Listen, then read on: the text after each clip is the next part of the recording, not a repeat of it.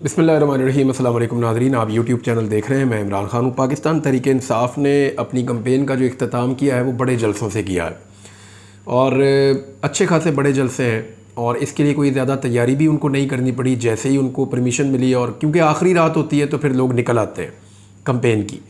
तो कसूर वाला जलसा हो या बाकी अज़ला के अंदर जलसे हों, खैबर पख्तूनख्वा में तो वैसे ही बड़े जलसे कर रहे थे, लेकिन पंजाब में जिस तरह के बड़े जलसे हुए हैं इससे जो एक मोमेंटम पाकिस्तान तहरीक-ए-इंसाफ ढूंढना चाह रही थी, एक नई तहरीक का कि इमरान खान साहब को बाहर लाने के लिए एक तहरीक चलाई जाए और मैंडेट वापस लेने के लिए एक तहरीक चलाई जाए, तो वो तहरीक चलाने के लिए उनको एक प्लेटफॉर्म मिल गया इन जलसों की सूरत में। अगर तो इस प्लेटफॉर्म के मिलने के बाद और इन कामयाब जलसों के बाद तहरीक-ए-इंसाफ जीत जाती है इन हलकों में, तो तहरीक-ए-इंसाफ का मोमेंटम मज़ीद बढ़ जाएगा। जबकि मेरी इत्तला के मुताबिक जो पंजाब की गवर्नमेंट है उसने ये फ़ैसला किया है कि जितने मर्ज़ी दो नंबरी फ्रॉड करना पड़े, जितना मर्ज़ी धोखा देना पड़े और जितना मर्ज़ी जुल्म और फस्तायत करनी पड़े, चाहे मुंह पे जितनी मर्ज़ी कालक मलनी पड़े, इस इलेक्शन को हर हाल में तहरीक-ए-इंसाफ से छीनना है। चाहे फॉर्म 45 के तहत छीने, चाहे फॉर्म 47 के तहत छीने। मैंने पिछले वीलॉग में आप सबको बताया था कि अगर आपने इस इलेक्शन को जीतना है और रवायती सियासी जमातों या उस माफिया से जो लोगों को वोट डालने से रोकना चाहता है, लोगों को डिस्करेज करना चाहता है, तो दो तीन चीज़ें करनी है। नंबर एक, लोगों ने निकल कर वोट डालना है, ये आपका राइट है, ये आपसे कोई नहीं छीन सकता। नंबर दो, फॉर्म 45 के हुसूल तक आपने पोलिंग स्टेशन पर रुकना है और फॉर्म 45 पे सिर्फ प्रिजाइडिंग ऑफिसर के दस्तखत नहीं लेने, बल्कि जो आपके साथ बाकी वहाँ पे मौजूद पोलिंग एजेंट्स हैं मुख्तलिफ पॉलिटिकल पार्टीज़ के, उनके भी दस्तखत लेने हैं और अपने भी करने हैं। इस तरह जो फॉर्म 45 है वो मुसद्दका फॉर्म 45 बन जाएगा, सबके उसके ऊपर दस्तखत मौजूद होंगे और फिर कोई उसको चैलेंज नहीं कर पाएगा। लिहाजा ये असल फॉर्म 45 होगा। जो नकली फॉर्म 45 होगा उसके ऊपर सिर्फ अकेले प्रिजाइडिंग ऑफिसर के दस्तखत होंगे और बाकी दस्तखत जाली किए गए होंगे। लिहाजा असली दस्तखत वाला फॉर्म 45 हासिल कीजिए। इसकी बुनियाद के ऊपर आप अदालत से अपनी हार को जीत में बदल सकेंगे। टाइम लग जाएगा, लेकिन इस दो नंबरी को अगर काबू करना है तो यही एक रास्ता है। और इसके बाद फॉर्म 47 के हुसूल के लिए तमाम वो लोग जो फॉर्म 45 ले चुके हैं वो आरओ के दफ्तर जाएं और जाकर वहाँ से अपनी जीत का नोटिफिकेशन यानी फॉर्म 47 हासिल करें। यही तरीका है इस इलेक्शन को काबू करने का। दूसरा, मीडिया की रिस्पॉन्सिबिलिटी है कि सारा दिन दिखाए कि क्या ट्रेंड चल रहा है, लोग किसको वोट डाल रहे हैं, ताकि एक प्रेशर डेवलप हो कि जिसको वोट डले उसी का वोट गिना जाए, उसी का वोट बक्से के अंदर से निकल कर बाहर आए। तो ये तो है जनाब तरीका। अब ये जो बड़े बड़े जलसे हो गए हैं ना, इन्होंने बहुत घबराहट डाल दी है, ख़ास तौर पे पंजाब में PMLN के कैंप में। कसूर वाला जो जलसा था वो ऐसा लगता है कि सबसे बड़ा जलसा था और उस जलसे की इतनी घबराहट हुई कि मलक अहमद ख़ान को खुद मैदान में उतरना पड़ा। क्योंकि देखें, कोई भी वज़ीर, कोई भी स्पीकर, कोई भी डिप्टी स्पीकर ये मैदान में उतरकर इलेक्शन कैंपेन का हिस्सा नहीं बन सकते किसी भी पार्टी की। लेकिन हमने देखा कि मलक अहमद ख़ान साहब निकले, उन्होंने निकल कर जलसा किया कसूर में और वहाँ पर वादे वईद भी किए। तो मलक अहमद ख़ान ने कानून को तोड़ा है। अब पाकिस्तान तहरीक-ए-इंसाफ एक सवाल उठा रही है, मैं भी उठा लेता हूँ, कि जो शिकंजा कसा जाता है तहरीक-ए-इंसाफ के ऊपर, एक स्टेटमेंट देते हैं तो दहशतगर्दी का पर्चा हो जाता है, एक जलसा करते हैं तो कहते हैं दफ़ा 144 की खिलाफवर्जी हुई है, 500 बंदों पे पर्चा दे दो, एक छोटी सी बात होती है तो उनके ऊपर दहशतगर्दी के मुकदमे हो जाते हैं। तो मलक अहमद ख़ान ने रूल तोड़ा है। इलेक्शन कमीशन ने जितनी सख्ती पाकिस्तान तहरीक-ए-इंसाफ के ऊपर की है, क्या उससे आधी से आधी सख्ती करेगी PMLN के ऊपर? क्या मलक अहमद ख़ान से पूछा जाएगा कि जनाब आपने ये क्या किया? आपको तो कानून इसकी इजाज़त नहीं देता, आपने कानून की खिलाफवर्जी की है, तो क्या उनको सूबाई असम्बली की नशस्त से फारिग किया जाएगा? बड़ा अहम सवाल है। लेकिन इसका जवाब सादा ये है कि गोंगलुओं से मट्टी झाड़ी जाएगी, इसके अलावा कुछ नहीं किया जाएगा।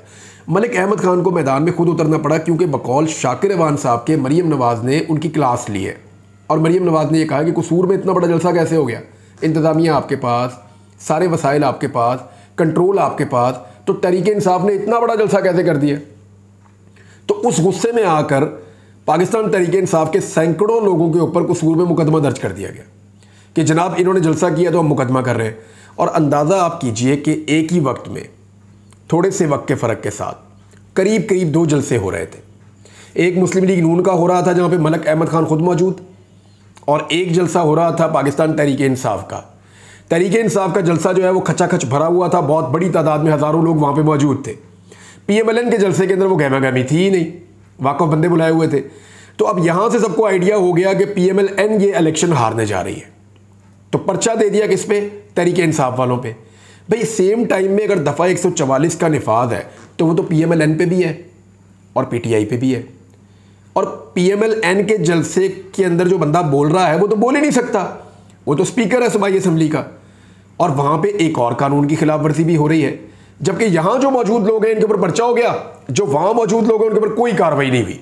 ये है इस पाकिस्तान के अंदर रूल ऑफ लॉ, और यही हम पिछले 2 साल से देख रहे हैं कि मुस्लिम लीग नून कुछ भी करे, पीपल्स पार्टी कुछ भी करे, फजलुर रहमान कुछ भी करे, MQM कुछ भी करे, इन पॉलिटिकल पार्टीज़ को या बलूचिस्तान अवामी पार्टी वगैरह ये कुछ भी करें, इनको इस्तिस्ना है इस मुल्क में।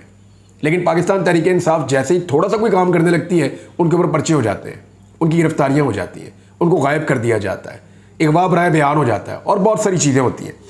बहरहाल ये मलिक अहमद ख़ान को डांटने से कुछ हासिल नहीं होगा, या मलिक अहमद ख़ान की क्लास लेने से मरीम नवाज़ को कुछ नहीं मिलेगा, क्योंकि शाकिर इवान साहब के बकौल क्लास लिया मरीम नवाज़ ने मलिक अहमद ख़ान की, कुछ हासिल नहीं होगा। उसकी एक वजह है, अगर किसी की क्लास लेनी बनती है ना तो वो मियाँ नवाज़ शरीफ है।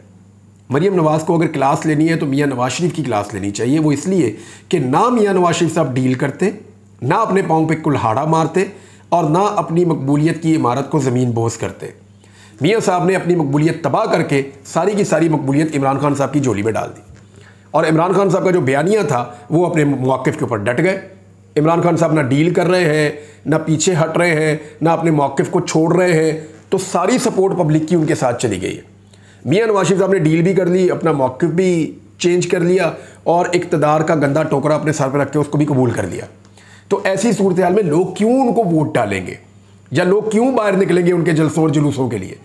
तो मलिक अहमद ख़ान की क्लास लेने से बेहतर है कि मियाँ नवाज़ शरीफ की क्लास ले मरीम नवाज़ साहबा, कि मियाँ साहब तुसी बर्बादी फेर देती अपनी पार्टी दी, और पार्टी के पल्ले आपने कख नहीं छोड़ा। अब जो इंतखाबात होने जा रहे हैं इसमें ज़्यादातर जगहों पे पाकिस्तान तहरीक इंसाफ के जो हमायत याफ्ता उम्मीदवार हैं वो सुन्नी इत्तेहाद कौंसिल की नशस्त से इलेक्शन लड़ रहे हैं। उनकी टिकट पे घोड़ा उनका इंतखाबी निशान है। देखते ये हैं कि घोड़ा कितना भागता है, क्योंकि फ़ैसला तो ये किया गया है कि हर हाल में घोड़े को हराना है, लेकिन घोड़ा कितनी तेज़ भागता है और इस रेस को जीत पाता है या नहीं जीत पाता, डिपेंड करता है कि लोग कितनी मजबूती के साथ इलेक्शन लड़ते हैं और अपने वोटों की गिनती करवाते हैं। यह है सबसे इम्पॉर्टेंट। इमरान खान साहब ने जो बाजोड़ वाला वाक़या हुआ उसके ऊपर अपना मौक़िफ़ दिया है। इमरान खान साहब का ये कहना है कि पाकिस्तान में रियासती निज़ाम का शरादा बिखर चुका है। गोया जजेस को डराना धमकाना, आम इंतखाबात पर डाका डालना और पुलिस थानों पर धावे बोलना काफ़ी ना था कि वो नामालूम अफराद जो अब ज़्यादा नामालूम भी नहीं रहे NA 8 बाजोड़ में इलेक्शन ऑफिस पर हमलावर हुए हैं, जहां उन्होंने तोड़ फोड़ के साथ इलेक्शन अमले को भी वहशियाना सलूक का निशाना बनाया है, जिसकी तफसीलात रिटर्निंग अफसर ने अपने ख़त में कलमबंद की है।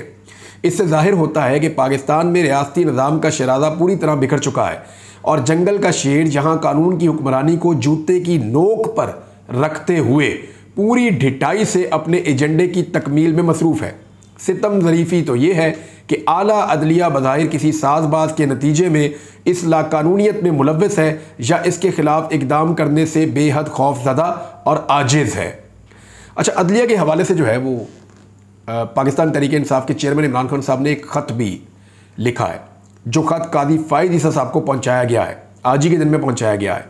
उस ख़त का पूरा मतन तो मैं आपको बाद में बताऊँगा, लेकिन पाकिस्तान तहरीक इंसाफ ने उसके बारे में जो वन लाइनर दिया वो क्या है वो मैं आपको अभी बता देता हूँ। उसमें जनाब ये कहा गया है कि चीफ़ जस्टिस को ये ख़त मौसूल हो गया उनके दफ्तर को, जो कुछ हमारे साथ हो रहा है उसके लिए ज़िम्मेदारी चीफ़ जस्टिस पर आयद होती है। ना चीफ़ जस्टिस ने खुद इंसाफ किया और ना मातहत अदालतों से इंसाफ दिलाया। ये रऊफ़ हसन जो है तर्जुमान पाकिस्तान तहरीक इंसाफ, उन्होंने कहा है। देखें, बल्ले का निशान छीनने वाली बात तो पूरी दुनिया कह रही है कि कादी फ़ाइज़ ईसा साहब ने ज़्यादती की है और वो नाइंसाफ़ी है। Level playing field Pakistan Tehreek Insaf को मिली नहीं, अदालत से ही जाके मामला हल होना था। वो कादी फ़ाइज़ ईसा साहब ने क्या किया वो आपको पता है। जो आरओज़ लगाए गए पहली मरतबा कि जुडिशल ऑफिसर्स को आरओज़ लगाने के बजाय आरओज़ लगा दिया गया किनको, ब्यूरोक्रेट्स को। ब्यूरोक्रेट्स जो है वो आराम से कंट्रोल हो जाते हैं, उंगलियों पे चल जाते हैं, लिहाजा वो आरओज़ ने जो तबाही फेरी वो भी कादी फ़ाइज़ ईसा साहब के खाते डाली जाती है। हालांकि ऐसा पहले माजी में इलेक्शन में नहीं होता रहा, लेकिन कादी फ़ायद ईसा साहब ने बकौल पाकिस्तान तहरीक इंसाफ के या जो इंडिपेंडेंट लोग तज्जिया करते हैं ये सारा रास्ता बना कर दिया। तो पाकिस्तान तहरीक इंसाफ ये समझती है कि कादी फ़ायद ईसा साहब ने उनके साथ बहुत ज़्यादतियाँ की हैं, जुल्म किए हैं और उनकी वजह से तहरीक इंसाफ को इंसाफ नहीं मिल रहा। तो अब एक डिटेल्ड पूरा ख़त है, इसका मतलब मैं आपको बाद में बताऊंगा। एक दो और बड़ी इंपॉर्टेंट खबरें हैं वो भी आपके सामने रखनी है, लेकिन जो 6 जजेस वाला मामला है वो तूल पकड़ता जा रहा है। देखिए, एक तो कहा गया है इस्लामाबाद हाई कोर्ट के तमाम जजेस को कि आप अपनी तजावीज़ दीजिए कि इस मामले से कैसे निपटना है। वो जजेस पहले खुद पूछ रहे हैं कि जनाब बताएं हमें क्या करना है हमें, और अब उन्हीं जजेस से तजावीज़ मांग ली गई है। बहरहाल देखते हैं वह क्या होता है, क्योंकि ये फुल कोर्ट की तरफ मामला जाएगा। दूसरी जानिब इसी मामले पे अदलिया की आज़ादी को महफूज बनाने के हवाले से गौर करने के लिए chief justice Lahore high court justice Malik Shahzad Ahmed Khan ने फुल कोर्ट इजलास तलब कर लिया।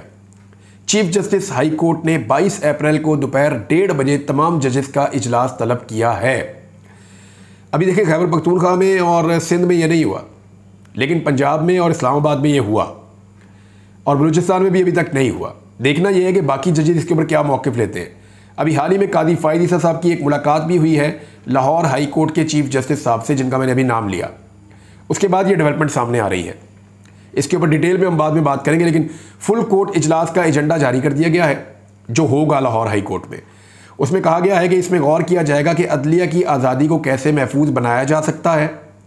इसमें कहा गया है कि अदलिया की आज़ादी को कमज़ोर करने वाले अनासर से कैसे निपटा जाए। इजलास में इसका लाया अमल मुरत्तब किया जाएगा। अच्छा जी, ये इन्होंने ऐलान कर दिया है। नाज़रीन, एक और काम जो इस वक्त की वफाकी हुकूमत ने किया, उन्होंने ये किया कि वैसे भी पिछले 2 साल से एक्सटेंशन ही दे रहे हैं सारों को। जो IB के चीफ हैं उनको भी एक्सटेंशन दी हुई है, एयरफोर्स में भी एक्सटेंशन हो गई पहली दफ़ा, शायद मेरे ख्याल में पहली दफ़ा ही हुई है। और हर महकमे के अंदर हम देखते हैं जहाँ जहाँ पे इनको मौका मिल रहा है एक्सटेंशन देते चले जा रहे हैं।